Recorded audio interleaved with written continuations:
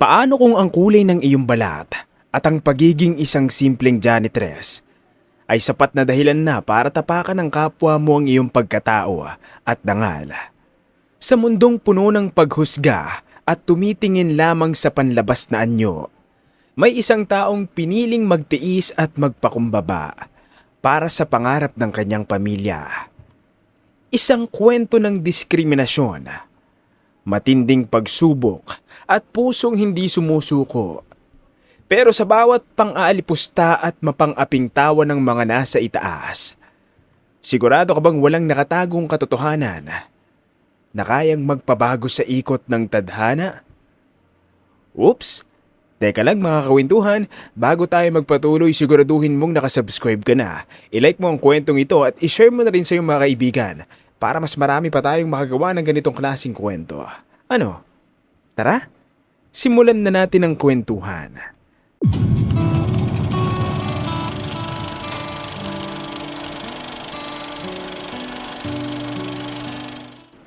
Isang araw, nagmamadaling pinunasan ni Jella ang huling mesa sa restaurant ng hotel.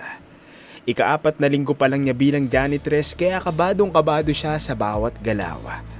Ilang beses niyang sinilip ang checklist na ibinigay sa kanya upang matiyak na wala siyang makakalimutan. Nang yumuko siya upang pulutin ang isang maliit na piraso ng tissue sa sahig, biglang tumunog ang matinis na boses ng manager na si Ma'am Alma. Hoy, Jella! Po, ma'am, may kailangan po kayo? Napatuwid ng tayo si Jella dahil sa sobrang kaba. Ano yung ginagawa mo? Ganyan pa ang turo sa probinsya nyo? Tignan mo nga ang buong paligid, oh. Ang dumi-dumi pa rin. Lumapit si Ma'am Alma habang nakapamaywang.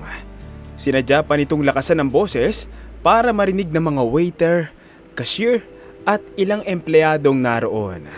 Pero ma'am, kakawalis ko lang po. Pinunasan ko na rin po ang mga lamesa at bintana. Tumahimik ka. Huwag mo akong pangunahan, ha? Kapag sinabi kong madumi pa rin ang hotel, madumi pa rin!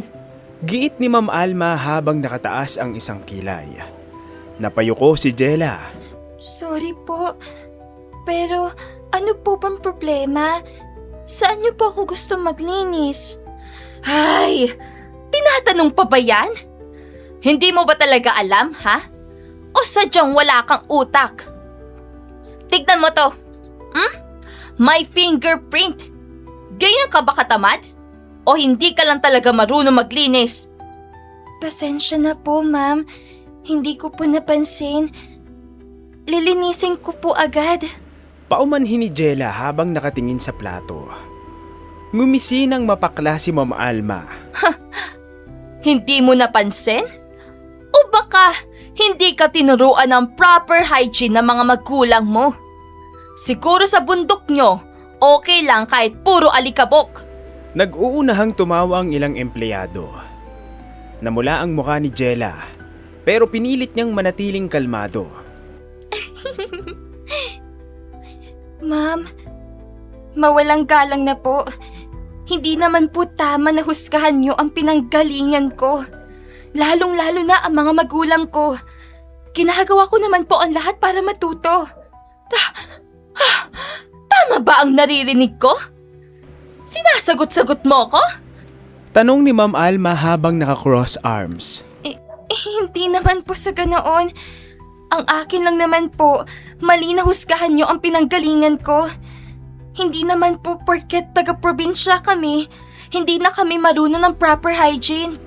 Tumawa ng sarcastic si Ma'am Alma. Proper hygiene ba ka mo? Eh tignan mo nga yung sarili mo. Mukhang hindi ka nga naghihilod kapag naliligo. Kaya ang itim-itim mo pa rin. Naikuyom ni Jella ang magkabilang kamao. Ma'am, sumusobra na po kayo. Hindi niyo po dapat ginagawang katatawanan ang kulay ng balat ko. Bakit? Nasaktan ka ba sa sinabi ko? Eh totoo namang mukha kang baluga. Feeling ko nga, kapag nag-brown out ay hindi ka makikita dahil sobrang itim mo. Ma'am, masyado na po kayong nakaka-insulto. Tumigil na po kayo. Halos sumabog sa emosyon si Jella. Oh, bakit? Napipikon ka na ba? Nagsasabi lang naman ako ng totoo ah. Sa tingin niyo po ba, maganda ang ugaling ipinapakita niyo? Ganyan po ba ang tamang asal ng taong mataas ang pinag-aralan? Mariing saad ni Jella. Anong ibig mo sabihin? Palagi niyong ipinagmamalaki na graduate kayo sa prestigious university at palagi kayong nakakatanggap ng academic award noong nag-aaral pa lang kayo. Pero mas mabaho pa sa basura ang ugali niyo. Siguro nga, top 1 kayo sa klase. Pero kung respeto ang pag-uusapan, siguradong bagsak ang grades na makukuha niyo. Nangingilid ang luha sa mga mata ni Jella dahil sa halo-halong emosyon. Aba! Matapang ka na ha? Sino nagsabi sa'yo ng karapatan na bastusin ako? Halos manikip ang dibdib ni Ma'am Alma dahil sa sobrang inis. Hindi ko po kayo binabastos, ma'am. Gusto ko lang ipaliwanag na mali ang ginagawa niyo. Excuse me? Pinapangaralan mo na ako ha? Baka nakakalimutan mo. Naku, sino ako ha? Bulalas ni Ma'am Alma. Nabaatras si Jella. Unti-unting humupa ang kanyang emosyon. Hindi ko po nakakalimutan na kayo ang manager ng hotel. Nagtitiis din po ako sa tuwing pinapagalitan niyo ko. Pero ang akin lang naman po, wag niyo akong insultuhin nang dahil lang sa kulay ng balat ko. Eh paano kung ayoko? Pabalang nasambit ni Ma'am Alma. Po? Wala ka namang magagawa kung ayaw kitang respetuhin. Dahil hindi tayo magka-level. Tandaan mo, manager ako ng hotel na ito. Samantalang, janitress ka lang. Naiintindihan mo? Janitress ka lang! Parang umalingaw-ngaw ang bawat salitang binitawan ni Ma'am Alma. Nagtawanan na naman ang ilang empleyado. May isa pang bumulong. Akala mo kung sino na janitress lang naman. Mahigpit na napisil ni Jella ang hawakan ng map. Ramdam niyang namumuo na ang luha sa mga mata niya, ngunit pinigilan niya itong tumulo. Kung ganoon, hindi ko na po kayo pipilitin, Ma'am Alma. Pero sana naman po sa susunod, hayaan niyo na lang ako magtrabaho ng maayos. Sandali! Hindi ka man lang ba magsasorry sa akin? Po? Nakalimutan mo na ang ginawa mo. Sinagot-sagot mo ko sa harapan ng mga ibang empleyado ng hotel. Hindi ko ito mapapalagpas. Gusto ko mag-sorry ka sa akin. Naiintindihan ko po. Humihingi na po ako ng sorry, ma'am. Wala po akong intensyong bastusin kayo. Sinserong sambit ni Jella. Parang may kulang pa rin. Hindi pa ako satisfied. Po? Ano pong gusto niyong gawin ko para maramdaman yung sincere ako sa paghingi ng sorry? Lumapit si Alma hanggang halos magdikit na ang mukha nila. Ano nga kaya?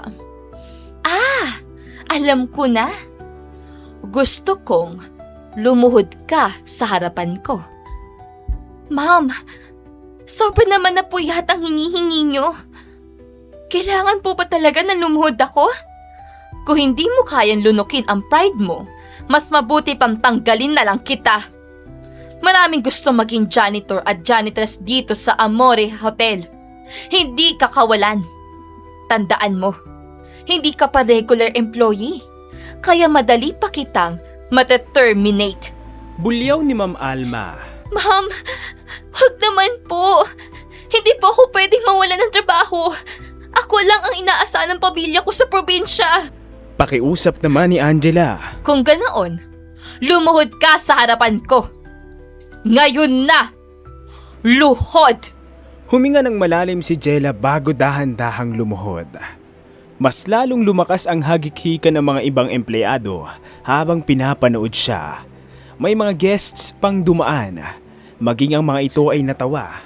Ma'am, sorry po talaga. Dahil sinagot-sagot ko kayo kanina. Pangako po, hindi na po mauulit yun. Aba! Mabuti naman at nagkakaintindihan tayo. At simula ngayon, huwag mo nang kakalimutan na janitress ka lang dito. Opo, ma'am. Tatandaan ko po yan. At promise po, mas gagalingan ko pa sa trabaho. Hindi sapat ang gagalingan mo lang. Ang mga katulad mo, hanggang map at basahan lang ang kayang hawakan. Kaya tandaan mo ang lugar mo. Hindi tayo magka-level. Dahil mestisa ako at ikaw, baluga. Pagkasabi nito ay tumalikod si Ma'am Alma. Naiwan si Jella na nakayuko habang mariing nakakapit sa map. Tahimik ang paligid. Ngunit dama niya ang mga matang nakatingin sa kanya at ang mahihinang tawanan ng ilang katrabaho. Pinunasan niya ang sulok ng mata bago muling yumuko upang ipagpatuloy ang paglilinis. Lumipas ang ilang araw, isang beses, tahimik na nagpupunas ng salamin si Jella. Pinipilit niyang huwag gumawa ng kahit anong pagkakamali. Pero kagaya ng inaasahan, ay tumunog na naman ang pamilyar na matinis na boses. Jella! Napapikit si Jella bago dahan-dahang humarap. Po, Ma'am Alma, may kailangan po ba kayo? Inis na inagaw ni Alma ang basahan sa kamay niya. Ito ba ang tinatawag mong malinis? Tignan mo nga ito salamin! Ang dami pang guhit! Tiningnan niyo ni Jella. Kahit anong anggulo ang tingnan niya, halos wala siyang makitang dumi. Ngunit batid niyang hindi siya mananalo kay Ma'am Alma. Pasensya na po, ma'am. Lilinisin ko na lang po ulit. Hinablot ni Ma'am Alma ang basahan at ibinato yun sa mukha ni Jella. Ano ba naman kasi ang silbi mo rito? Pabigat ka lang sa hotel. Anay! Ang mata ko! Ang sakit! Napapikit si Jella habang kinakapa ang magkabilang mata niya. Hoy, Jella! Huwag mo nga akong artehan. Maglinis ka na. Ma'am, pakiusap po. Sandali lang po. May sabon po kasi yung basang ibinato niya sa mukha ko. Natalsikan po ng bula mga mata ko kaya masakit. Wala akong pakialam. Kapag sinabi ko maglinis ka na, kailangan mong sumunod sa utos ko. Pinulot ni Ma'am Alma ang basahan mula sa sahig at muling inginudngod iyon sa mukha ni Jella. Aray! Ma'am, tama na po. Nasasaktan ako. Pakiusap ni Jella habang iniiwas ang mukha niya. Dapat lang paliguan kita ng sabon para mabawasan ang kaitiman ng balat mo. Ma'am Alma, tumigil ka na! Biglang may malalim na boses na pumagitna. Iyon ang janitor na si Mang Edgar. Itinulak nito si Ma'am Alma paatras. Mang Edgar, anong pumasok sa isip mo? At itinulak mo ko? Nakalimutan mo na bang ako ang manager nitong hotel? Nagngingit-ngit sa galit ni Ma'am Alma. Hindi ko po nakakalimutan yon. Pero hindi na po makatarungan ang ginagawa nyo. Hindi naman porket kayo ang manager nitong hotel ay pwede na kayong manakit. Matatag na sabi ni Mang Edgar. Aba, matapang ka na ha? Pwes, simula ngayon, bawal ka nang tumuntong dito sa hotel. Dahil sinisesante na kita. Bulyaw ni Ma'am Alma. Ma'am, huwag niyo pong gawin yan kay Mang Edgar. Wala po siyang kasalanan. Ipinagtanggol niya lang po ako. Pakiusap naman ni Angela. Jella, buo na ang desisyon ko. Huwag kang makialam dito kung ayaw mong mandamay. Giit ni Ma'am Alma at tumalikod na ito. Nang sila na lang ay kitang-kita ni Angela ang lungkot sa mukha ng matanda. Mang Edgar, sorry po ha. Nandahil sa akin, nawalan kayo ng trabaho. Umiling si Mang Edgar. Hindi mo kasalanan, iha. Napahikbi si Jella. Pero kung hindi niyo po kayo pinagtanggol, hindi kayo pag-iiniptan ni Ma'am Alma. Huwag mong sisihin ang sarili mo, iha. Alam kong matagal na akong gustong tanggalin ni Ma'am Alma. At sinamantala niya lang ang nangyari kanina para magkaroon siya ng dahilan na gawin yon. Pero, bakit po? Napakamot si Mang Edgar sa batok. Hindi ko rin alam noong una. Basta, napansin ko na mas lalo niya akong pinag-initan dahil sa nangyari noong nakaraang buwan. Ano pong nangyari? Noong isang buwan, habang nagsesegregate ako ng basura sa stockroom, may napansin akong mga papel. Nakahiwalay ang mga yon sa mga karton. Hindi ako nakapagtapos ng pag-aaral kaya hindi ko masyadong maintindihan ang mga nakasulat. Pero nabasa ko ang salitang supply vouchers. Mayroon ding financial report. Akala ko, aksidente lang na naitapon kaya dinala ko kay Ma'am Alma. Pero imbes na magpasalamat, nagalit siya sa akin. Bakit naman daw po? Hindi ko rin maintindihan. Basta, inutusan niya akong ibalik ang mga papel sa basurahan. Ibinilin din niya na huwag kong sasabihin kahit kanino ang mga nakita kong papeles. May kung anong bumigat sa dibdib ni Jella. Nasaan na po ang mga papeles? Dahan-dahang dinukot ni Mang Edgar mula sa bulsa ng lumang pantalon ang dalawang nakatiklop na papel at maingat na inabot kay Jella. Eto, hindi ko to tinapon. Palagi kong bitbit ang mga ito dahil baka may maghanap. Mabilis na binuklat ni Jella ang mga dokumento. Sa unang tingin pa lang, nanlaki na ang mga mata niya. Ngayon alam ko na. Kaya pala ganoon na lang ang reaksyon ni Ma'am Alma noong makita niya na hawak niyo ang mga ito. Bakit? Ano bang mayroon sa mga papel na yan? Pagtataka ni Mang Edgar. Mahirap pong ipaliwanag. Pero sobrang importante po ng mga papeles sa ito. Mabuti na lang po, hindi niyo sinunod ang utos si Ma'am Alma na itapon ulit ang mga ito. Nakasalalay po dito ang kapakanan ng hotel. Bahagyang natawa si Mang Edgar.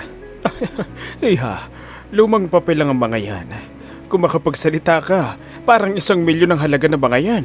Mahigit pa po sa 1 milyon ang halaga ng mga ito. Ha? Hindi talaga kita maintindihan. Pero hindi na kita kukulitin. Oo siya, kukunin ko lang ang mga gamit ko. Kailangan ko nang umalis. Baka lalong magalit si Ma'am Alma kapag nakita niya pa ako rito. Sige po, mag-iingat po kayo. Ngumiti si Mang Edgar at pumunta na ito sa locker room para kunin ang bag nito.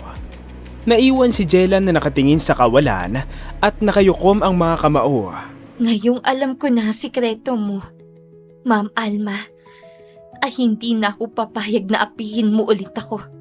At sisiguraduhin ko na pagsisisihan mo ang mga maling ginawa mo.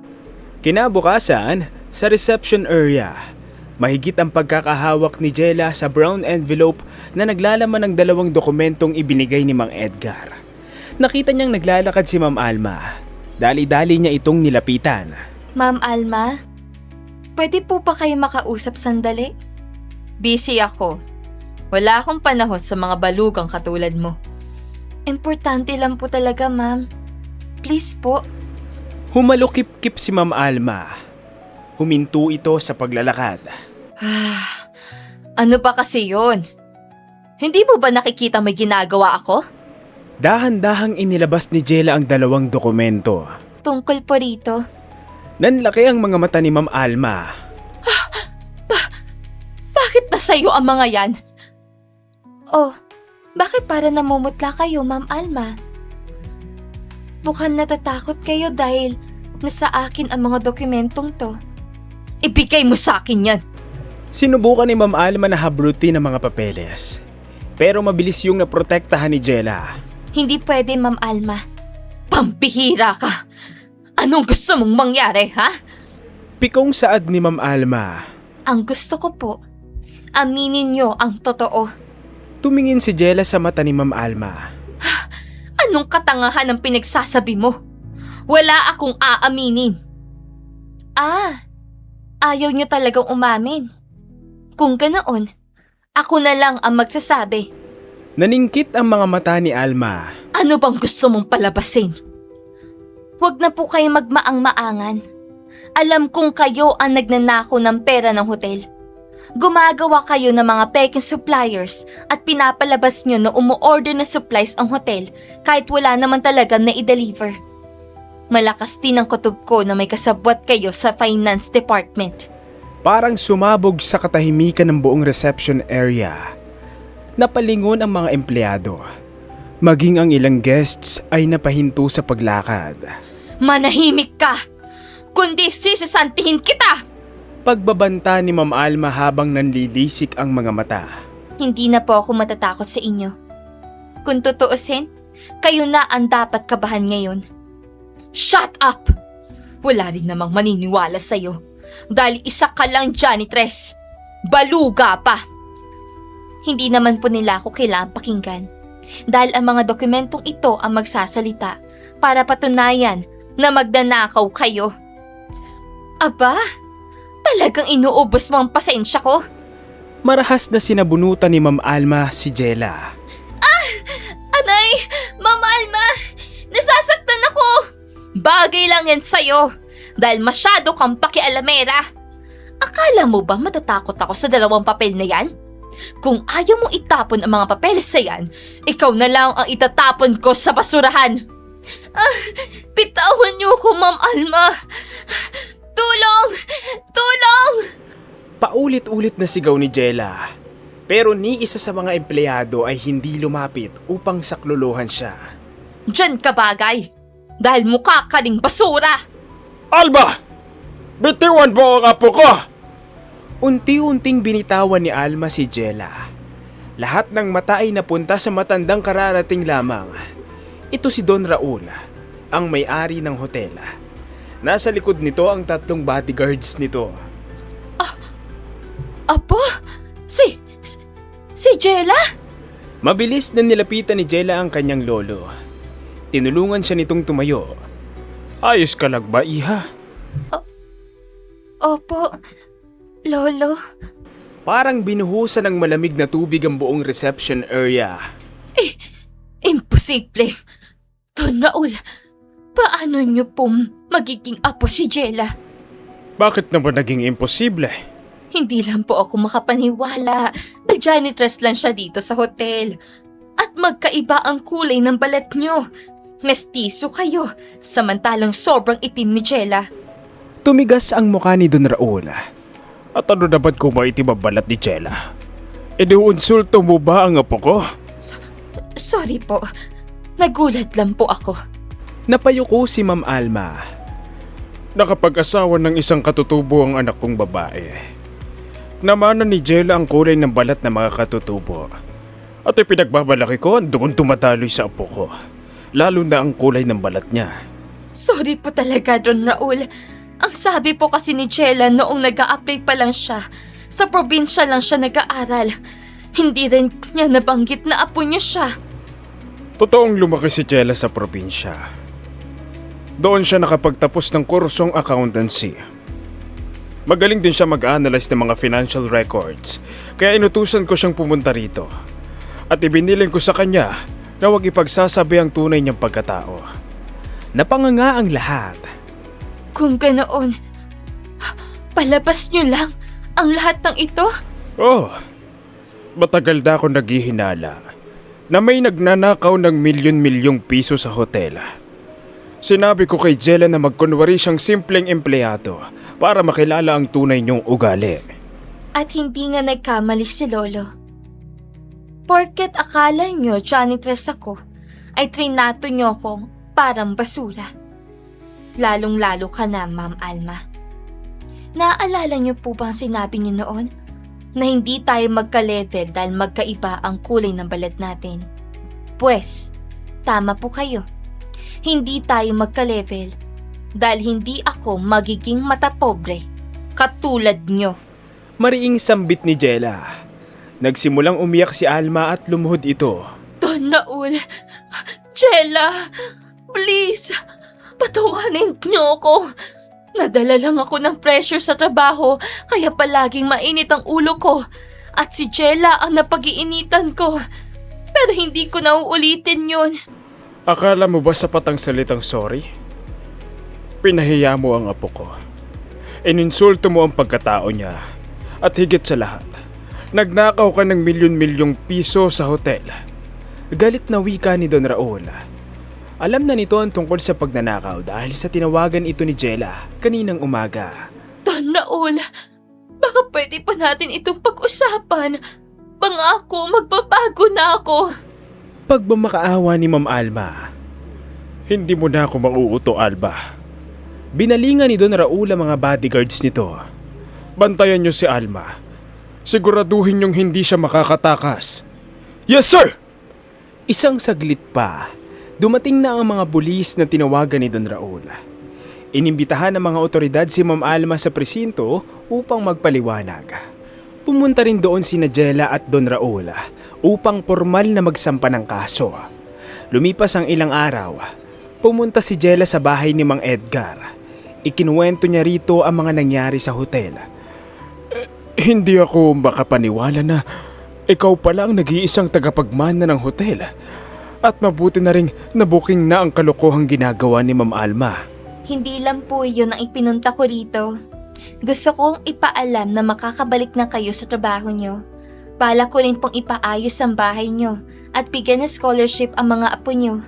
Halos mapalundag sa tuwa si Mang Edgar. Naku, maraming salamat. Hulog ka ng langit. Ako nga po ang dapat na magpasalamat sa inyo. Naging instrumento kayo para matuklasan ko ang anomalyang nangyayari sa hotel. Ngumiti naman si Mang Edgar at niyakap siya nito ng mahigpit bilang simbolo ng pasasalamat. Kalaunan, tuluyan ang ipinasa ni Don Raul kay Jella ang pamamahala ng hotel. Humingi ng tawad ang mga empleyadong ng hamak sa kanya. Naunawaan naman ni Jella ang mga ito dahil nangako ang mga ito na magbabago na. Palagi rin niyang ipinapaalala na hindi dapat hinuhusgahan ng isang tao base sa kulay ng balat niya, kundi base sa kung anong nilalaman ng puso niya. Tuluyan na rin nakulong si Ma'am Alma, pati ang mga kasabwat nito sa pagnanakaw ng pera sa hotel. At hanggang dito na lang ang magandang storyang ito. Kung nagustuhan mo ang ating ibinahaging istorya, huwag mong kalimutang pindutin ang like button. At kung nais mo pang makarinig ng mas marami pang inspiring stories, mag-subscribe ka na at i-hit ang notification bell para lagi kang updated sa aming mga susunod na kwento. Maaari mo rin itong share sa iyong mga kaibigan at mahal sa buhay. At huwag ka mahiyang mag-iwan ng comment, sabihin mo sa amin kung saan ka nanonood at kung anong aral lang yung napulot mula sa kwento natin ngayon. Maraming salamat sa iyong pakikinig. Hanggang sa muli, kakwentuhan.